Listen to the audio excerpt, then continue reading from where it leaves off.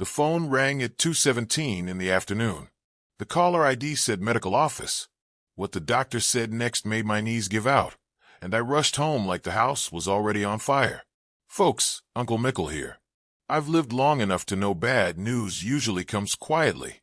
No sirens, no warning, just a calm voice on the other end of the line that changes the way you breathe forever. And before I get into this, do me a favor and drop a comment telling me where in the world you're watching from and what time it is right now. And if stories like mine hit you where it hurts, go ahead and hit that like button and subscribe. Helps Uncle Mickle keep bringing you the truth nobody else wants to talk about. Now let me pull us back a bit, so you understand why that phone call split my life clean in two. It was a Tuesday, ordinary as toast. I was at work, sitting in my truck outside a job site, finishing up paperwork before heading back to the shop. The sky was dull gray, the kind that makes time feel slower than it is. My wife, Sarah, had gone to a routine doctor's appointment that morning. Just a checkup. Nothing urgent. We joked about how she hated waiting rooms, and how she'd probably call me afterward to complain about the magazines being 10 years old. She never called. That should have been the first thing that felt off. But life teaches you to ignore small things when you're comfortable. You tell yourself stories to keep the ground steady beneath your feet. Then my phone buzzed. Unknown number. I almost let it go to voicemail. I answered anyway. The man on the line introduced himself carefully. Too carefully. He said my name twice, like he was making sure I was real. Then he said he was calling regarding my wife's appointment. He paused, long enough for my stomach to tighten. And then he said, Mr. Mickle, I need to ask you a question before you go home. That's when I stood up so fast I knocked my coffee over. That's when my hands started shaking. That's when I knew, not logically, not clearly, but deep in my bones, that the life I thought I had might already be gone. I asked him what was wrong. He didn't answer right away. Instead, he asked if Sarah had told me everything about her health lately. He asked if I'd noticed any changes. He asked if we were on the same page. Those words, on the same page, still echo in my head. I told him she'd been tired. I told him we'd both been busy. I told him I didn't understand what he was getting at. He sighed. A tired sigh. The kind men use when they're about to hand you something heavy. Then he said, I think you should get home as soon as possible. That was it. No explanation. No details. Just urgency wrapped in professionalism. I didn't ask permission. I didn't clock out. I didn't think. I threw my paperwork on the passenger seat, fired up the engine, and pulled out like I was racing time itself. As I drove, my mind did what it does best when fear takes the wheel. It ran wild. I thought about accidents. I thought about test results. I thought about cancer. I thought about things no husband wants to think about on a gray Tuesday afternoon. But there was something else. Something colder. Something sharper. The doctor's tone wasn't panicked. It wasn't rushed in that emergency way. It was careful. Measured. Like he was choosing his words to avoid setting off an explosion. And that's when the thought crept in. Quiet. Disloyal. Terrifying. What if this isn't about her health? I gripped the steering wheel harder as my house came into view. The driveway was empty. The curtains were half drawn. Everything looked normal, which somehow made it worse. Because normal is the last thing you see before everything changes. I parked crooked, left the door unlocked, and stepped out of the truck with a feeling I couldn't name yet, only that whatever waited for me inside was already rewriting my life. And folks, the moment I opened that front door, I realized the doctor hadn't called to warn me about sickness. He'd called to warn me about the truth. Before that phone call, before my hands shook and my world tilted, life felt settled. Not perfect, just solid enough that I didn't question it. Sarah and I had been married 14 years. 14 real years, not the highlight reel kind people post online. The kind built out of routines, inside jokes, shared grocery lists, and quiet evenings, where nothing dramatic happens, and that's exactly the point. We lived in a modest house in a neighborhood where folks waved, but didn't pry. Same coffee mugs every morning. Same side of the bed every night. Comfort had wrapped itself around us so tightly I mistook it for certainty. I worked long hours. Always had. Blue-collar work doesn't stop just because you're tired, and I took pride in providing. Sarah worked part-time at a local office, nothing glamorous, but she liked it. Said it gave her purpose, without eating her alive. We weren't flashy people. We paid our bills. Took one decent vacation a year if we were lucky. Talked about maybe downsizing someday. Maybe traveling more once things slowed down. I thought we were moving in the same direction. Most evenings followed the same rhythm. I'd get home, kick off my boots by the door. She'd ask how my day went while stirring something on the stove. We'd eat at the kitchen table, TV murmuring in the background, conversations drifting between serious and stupid. Sometimes we laughed. Sometimes we sat quietly. Neither felt wrong. And I remember thinking, more than once, this is what winning looks like. Inside, I felt calm. Not excited, not on edge. Just steady. I trusted her the way you trust the floor beneath your feet. Not because you test it every day, but because it's always been there. Looking back now, that's what scares me most. How complete that trust was. There were no screaming fights. No slammed doors. No obvious cracks. If anything, we'd gotten better at avoiding conflict. Smoother. Quieter. We let small things slide because they didn't feel worth the energy. I thought that meant maturity. Now I know sometimes it means distance. Sarah had changed a little over the past few months, but nothing that set off alarms. She'd been tired more often. Quieter some nights.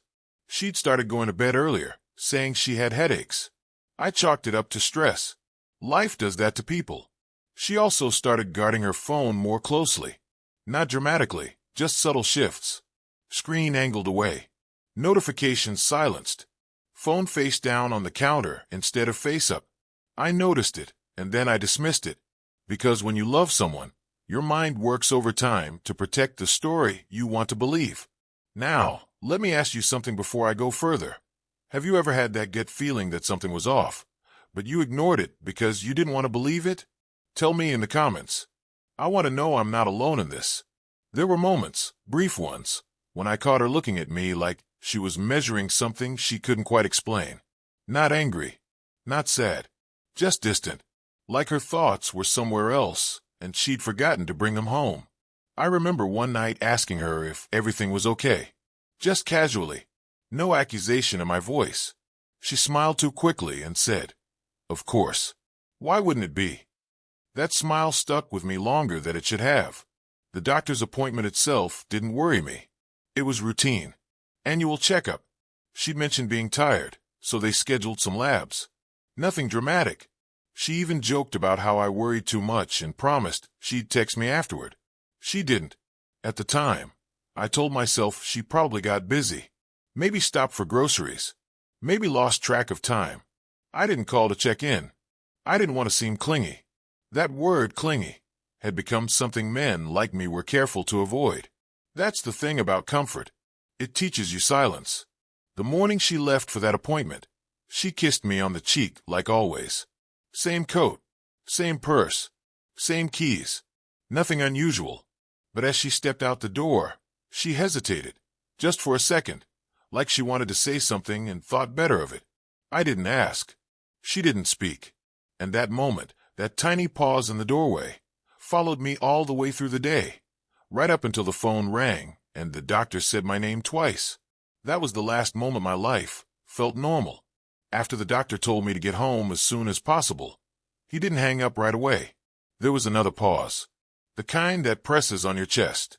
I asked him, again, what was going on. I needed something, anything, to hold on to while I drove. He chose his words carefully. Said there were inconsistencies in my wife's medical history. Said some information didn't line up. Said he'd noticed signs that suggested Sarah hadn't been completely honest on her intake forms. That alone didn't sound like betrayal. It sounded like paperwork. Human error. Nothing worth a man losing his footing over. But then he asked me something that didn't belong in a medical conversation. He asked if I was aware of any external stressors in my wife's life. External stressors. I told him I didn't know what he meant. He said sometimes patients disclose things indirectly. He said sometimes doctors see patterns before families do. He said he didn't want to speculate over the phone, but he felt ethically obligated to make sure I wasn't blindsided. That word again. Blindsided. I drove faster. As I pulled into the neighborhood, my phone buzzed again. A text from Sarah. 3 words. Running late. Home soon. No explanation. No heart emoji like usual. Just that. The timing hit me wrong. The doctor's call. Her silence. That text landing right when I was 5 minutes from home. Something in my chest tightened. Not panic. Not yet. More like awareness. Like a switch flipping from trust to observe. I pulled into the driveway and sat there for a moment, engine still running. The house was quiet. No movement behind the windows. I told myself to calm down. To wait. To listen. Inside, everything looked the same. Her shoes by the door. Her sweater draped over the chair. The smell of coffee still faint in the air. Normal life, frozen mid-sentence. I checked the time. 15 minutes passed. Then 20. My mind started filling in gaps I didn't ask it to fill. I remembered her phone habits. The way she'd grown protective of her schedule. The way she sometimes answered questions with questions. I walked into the bedroom. Her closet was neat. Too neat. Drawers closed like they'd been recently reorganized. That shouldn't have meant anything. But it did. On the dresser sat her phone charger. Empty. She came home 37 minutes later. I remember because I checked the clock. She walked in like everything was fine. Smiled. Said the appointment ran long. Said the doctor ordered extra tests. She avoided my eyes, just long enough for me to notice. I asked her how it went. She shrugged. Too casual. Same old stuff. I told her the doctor had called me. That's when the air changed. Her shoulders stiffened. Her smile didn't fade, it froze. She asked why he'd do that. I told her he said there were inconsistencies. She laughed. A short, sharp sound. Said doctors always overreact. Said it was probably a mix-up. But she was talking too fast. I watched her hands. They were shaking. Just a little. Enough. I didn't accuse. I didn't raise my voice. I asked one simple question. Is there anything you haven't told me? She looked at me then. Really looked. And for a second, I saw something behind her eyes. Calculation, maybe. Or fear. Hard to tell. She said no. And in that moment, I realized something important. She wasn't surprised the doctor had called. She was surprised I answered. That realization landed quietly, but it stayed. We went through the motions that evening. Dinner. TV. Polite conversation that skimmed the surface. I felt like a guest in my own home, watching someone perform a version of my wife. Later, when she went to shower, I sat alone in the living room and replayed every moment of the day. The pauses. The tone shifts. The timing. I didn't know what the truth was yet, but I knew, with a certainty I couldn't explain, that I wasn't getting it. Folks, pause for a second. What would you have done in my position? Would you have confronted her right then? Or would you have waited and watched? Drop your answer below. I'm curious what you would have chosen. Because that night, lying beside her in the dark, listening to her breathing even out, I made a choice. I decided to wait. And that decision changed everything. Waiting sounds passive. It isn't. Waiting is active restraint. It's choosing not to flinch while your instincts scream at you to move. The next few days stretched thin. Sarah acted normal, too normal. She packed lunches, asked about my day, laughed at the right moments. But every kindness felt rehearsed, like she was following stage directions only she could see. I watched without reacting. I listened without interrupting. And I learned how loud silence can be. The doctor called again. This time, he asked to speak in person. He said he couldn't discuss specifics over the phone, but he emphasized the word urgent. I told Sarah I had a late meeting and drove straight to the clinic. The doctor didn't waste time. He explained that during Sarah's appointment, routine questions had revealed contradictions. Dates didn't line up.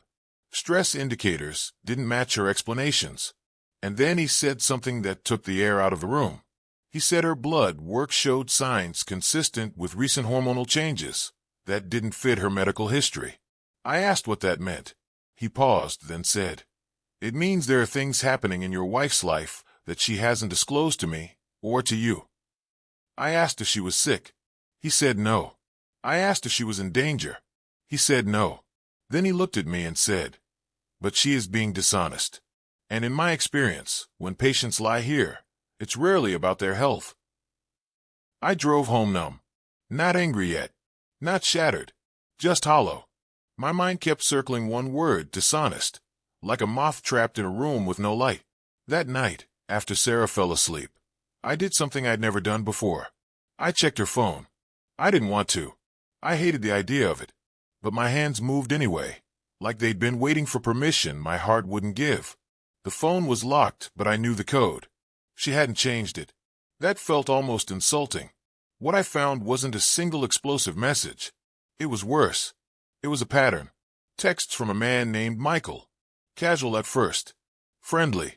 Work-related, maybe. Then warmer. Familiar. Then intimate in a way that doesn't belong to friends. Inside jokes I didn't recognize. References to moments I hadn't lived. Plans that didn't include me. And then there it was. The message that dropped me to the floor without touching me. I hate lying to him, she'd written. But I don't know how to stop. My chest burned. My ears rang. I scrolled back further, hoping stupidly for context that would save her. There wasn't any. They'd been seeing each other for months. The doctor's appointment wasn't routine. It was a cover. The tests weren't about fatigue. They were about consequences. I sat there in the dark, foam glowing in my hands, and felt something tear loose inside me. Not just trust. Identity. The man I thought I was, the husband who knew his wife, vanished in that moment. I need you to understand something here. This wasn't just betrayal. This was my whole life crumbling. Have you ever been blindsided like this? Someone you trusted completely, just destroying everything? Share your story below if you've been there. Let's heal together. When I confronted her the next morning, I didn't yell. I didn't cry. I handed her the phone and watched her face collapse. She tried to explain, tried to minimize, tried to reframe months of deception as confusion, loneliness, mistakes. I listened. Then I asked one question. How long were you going to let me live a lie? She didn't answer. That silence was my answer. I walked out of the house with nothing but my keys and the clothes on my back. Sat in my truck. Stared at the steering wheel. 14 years reduced to a handful of screenshots and a confession that came too late. Betrayal doesn't always explode. Sometimes it just settles. Cold. Heavy. Final. And as I drove away, one thought followed me like a shadow I couldn't outrun. This isn't over yet. I didn't drive far at first. Just far enough to breathe without choking on memories. I parked by the river. The same spot Sarah and I used to stop at on Sunday mornings with coffee and nowhere to be. Funny how places don't change, even when the people do. I sat there for a long time. No music. No phone. Just the sound of water moving forward, like it didn't care what I just lost. The first wave was pain. Sharp. Personal. The kind that makes your hands clench without asking. But pain doesn't last forever. It exhausts itself. And when it finally loosened its grip, something else stepped in. Clarity. I realized something sitting there in that truck. I wasn't confused anymore. The guessing was over. The second guessing, the wondering if I was imagining things, all gone. The truth had done what truth always does, even when it hurts. It simplified things. I thought about Michael. About what kind of man steps into another man's marriage and pretends he's not causing destruction. I thought about Sarah, not the woman I married, but the woman who'd lied to my face and slept peacefully beside me afterward. And then I thought about myself. I could fall apart, or I could take control. That's when the resolve settled in. Quiet, heavy, unshakable. I wasn't interested in screaming matches or dramatic scenes. I didn't want revenge the way movies sell it, loud, messy, impulsive. I wanted something cleaner, something final. I wanted the truth exposed in a way that couldn't be argued or rewritten later. So I planned. I called a lawyer first. Not to threaten, to understand. I needed to know where I stood, what my options were, how to protect what was left of my life. I listened more than I spoke, took notes, asked questions. Knowledge became my armor. Then I gathered evidence. Not out of spite, out of necessity. Messages, dates, patterns. I documented everything quietly, methodically. No confrontation, no warnings, just preparation. At night, alone in a cheap motel room that smelled like disinfectant and old carpet, I let myself feel it. The anger, the grief, the humiliation. I didn't push it away. I let it pass through me like weather. Because feelings are temporary. Decisions last. I also made one promise to myself during those nights. I wouldn't let this turn me into someone I didn't recognize. That meant no shouting, no threats, no violence, no begging. I'd already been disrespected enough. I wasn't going to add self-betrayal to the list. By the fourth day, Sarah started calling, then texting, then leaving voicemails that swung between apologies and panic. I didn't respond. Silence was the only boundary I had left, and I guarded it fiercely. She wanted to explain. I already understood. The more space I took, the stronger I felt. Not because the pain vanished, it didn't, but because I wasn't drowning in it anymore. I was standing above it, looking down, deciding where to step next. And that's when the plan crystallized. I wouldn't expose her in anger. I wouldn't destroy her life. I would simply make sure the truth stood in the open, where it couldn't hide behind excuses or half-stories. Because the truth doesn't need volume. It just needs light. By the end of that week, I knew exactly what I was going to do. When, where, and how. And for the first time since the phone rang at 2:17, I slept. Here's where I made my choice. Now I want to know, do you believe in revenge, or do you believe in walking away? What's the right move when someone destroys your trust? Comment below. I want to hear both sides. Because the next step I took didn't come from rage. It came from resolve.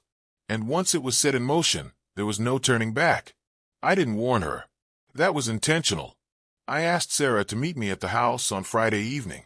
Told her I was ready to talk. Told her I wanted closure. My voice was calm, neutral. That alone made her hopeful. People hear what they want when they're desperate. She arrived just after 6. Michael arrived at 6:15. He didn't know I'd invited him. He thought he was coming to help her explain. To be the supportive presence she'd leaned on for months. To stand just outside the marriage and pretend he wasn't the reason it collapsed. I'd reached out to him earlier that week. Short message. Professional tone. Told him I knew everything. Told him if he wanted to tell his side, he could do it face to face. Men like him don't back down when they think they can manage the narrative. We sat at the kitchen table. Same one where Sarah and I had eaten 1,000 ordinary dinners. I didn't offer drinks. I didn't raise my voice. I simply placed my phone on the table and pressed play. The room filled with her words, her laughter, her messages. Every "I miss you." Every "I hate lying to him." Sarah went pale. Michael stared at the table like it might open up and swallow him. I watched them both, closely. When the recording ended, I spoke. I said I'd already spoken to a lawyer. I said I had copies of everything. I said I wasn't there to negotiate feelings or hear justifications. I said the truth was the truth, and it didn't need their agreement. Michael tried to speak. I held up a hand. "No," I said. One word. Calm. Flat. Final. Then I turned to Sarah and told her I was filing for divorce on Monday. That I'd already separated finances. That the house would be sold. That whatever stories she told her family, her friends, or herself wouldn't change the facts. Her eyes filled with tears. Real ones, I think. Too late ones. Michael stood up, muttering something about this being more complicated. I looked at him and said quietly, "No, it's actually very simple. You knew I existed. You proceeded anyway." That shut him up. And this is the moment everything changed. Tell me, are you rooting for me right now? Or do you think I went too far? Be honest in the comments. Uncle Mickle can take it. I didn't insult them. I didn't threaten them. I simply ended it. They left separately. No dramatic exit. No shouting. Just the sound of doors closing on something that never should have existed. I stood alone in the kitchen afterward. The house felt empty in a way it never had before. Not lonely, just cleared. Like debris after a storm. I sat down. Let the quiet settle. That night, I didn't drink. I didn't call anyone. I went to bed early and slept straight through until morning. No dreams. No replaying. Just rest. The fallout came later. Friends called. Family asked questions. Stories circulated. Some people picked sides. Some stayed neutral. A few disappeared completely. That's how it goes. Betrayal doesn't just reveal character in the people who commit it. It reveals it in everyone watching. Sarah tried to reach out again. Long messages this time. Apologies layered with regret. I read them once. Then I stopped. Not out of cruelty. Out of self-respect. Michael sent one message. Just one. Said he never meant to hurt anyone. I didn't respond. Intent doesn't erase impact. What mattered wasn't that I'd exposed them. It was that I'd refused to participate in the lie any longer. I didn't beg for honesty. I didn't wait for it. I claimed it. And in doing so, I took back something I didn't realize I'd lost until it was gone. My dignity. The storm had broken. The truth was out. And for the first time since that doctor's voice crackled through my phone, I felt steady again. But healing doesn't happen in the moment justice is served. It happens afterward. In the quiet. In the rebuilding. And that part came next. The weeks after felt strange. Not dramatic. Not cinematic. Just quiet in a way that took getting used to. I moved into a small apartment across town. Nothing special. Clean. Empty. Mine. The first night there, I sat on the floor with my back against the wall and listened to the refrigerator hum. That sound became my new companion. Proof I was still here. Still breathing. The divorce process moved forward without fireworks. Paperwork. Deadlines. Short conversations that stayed strictly on logistics. We spoke like two people closing a business, not a marriage. And honestly, that made it easier. Sarah looked smaller every time I saw her. Not physically, emotionally. Like the weight of what she'd done was finally settling in now that there was no one left to lie to. I didn't take satisfaction in that. I just noticed it. Some nights were harder than others. Habit is a stubborn thing. I'd reach for my phone out of instinct, then remember there was no one on the other end anymore. That hurt in a dull, aching way. Not sharp. Manageable. Honest. I filled my time deliberately. Work. Long walks. Cooking meals that made too much food just because I could. I learned how to be alone again without feeling abandoned. What surprised me most was the peace. It didn't arrive all at once. It trickled in slowly, like light through a crack in the door. But once it started, it didn't leave. I stopped replaying the betrayal. Stopped asking why. Stopped measuring myself against a man who wasn't worth the comparison. The truth was simple, even if it wasn't comforting. Her choices weren't about my failures. They were about hers. And accepting that freed me in ways anger never could. Looking back now, I wonder if I'd do it all the same way again. What about you? If you could go back and handle your worst betrayal differently, would you? Or was the pain necessary to become who you are now? Let me know below. Friends drifted back in. Some cautiously. Some warmly. The ones who mattered didn't ask for details. They just showed up. That taught me something too. Real support doesn't demand explanations. I started sleeping better. Eating better. Laughing again, genuinely, not as a defense. I noticed I stood a little straighter. Spoke a little more clearly. Like I'd shed something heavy I'd been carrying, without realizing it. There was grief, still. Don't get me wrong. 14 years doesn't evaporate. Some memories still tugged at me when I wasn't paying attention. Certain songs. Certain places. Certain smells. But grief changed shape over time. It stopped being a wound and became a scar. Something I could touch without bleeding. I didn't rush into anything new. I didn't need to prove I was desirable or intact. Healing isn't a race. It's a recalibration. One evening, months later, I ran into Sarah by accident at the grocery store. We exchanged polite nods. Nothing more. No tension. No longing. Just acknowledgement. And in that moment, I knew I was done. Not because I'd forgiven her. Forgiveness is personal, and it takes its own time. But because she no longer held any power over my emotional weather. That's when I realized the resolution wasn't about winning or losing. It was about reclaiming myself. The man who walked out of that house months earlier had been wounded, confused, raw. The man pushing a cart through that grocery store aisle was steady, grounded, whole. Not because of what I'd been through, but because I'd faced it honestly. And that honesty had changed me in ways comfort never could. There was only one thing left to do: to name the lesson, and to share it with you. Time has a way of sanding down the sharpest edges. It doesn't erase what happened. It just makes it easier to carry, without cutting yourself every time you think about it. I'm not bitter anymore. That surprises people when I tell them. They expect anger to be permanent, like a scar you can't fade. But bitterness is a choice you have to keep making every day. And I got tired of choosing it. What I carry now is understanding. Not excuses. Not justifications. Understanding. I understand that trust is fragile, even when it feels unbreakable. I understand that silence can be just as damaging as shouting. And I understand that the truth has a way of surfacing no matter how carefully it's buried. Most of all, I understand this. Betrayal doesn't define the one who was betrayed. How you respond to it does. I didn't respond perfectly. I responded honestly.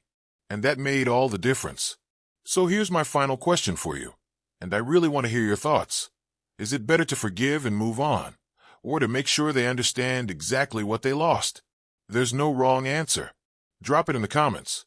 If you're listening to this, and you're in the middle of something similar, hear me clearly. You are not weak for trusting. You are not foolish for loving. And you are not broken because someone chose deception over honesty. Pain changes you, but it doesn't have to harden you. You get to decide who you become after the truth comes out. So that's my story, folks. If it resonated with you, go ahead and hit that like button, subscribe to the channel, and tell me in the comments where you're listening from. I want to know how far Uncle Mickle's voice travels. And here's the moral I earned the hard way. The truth may cost you the life you thought you had, but it will give you the life you actually deserve.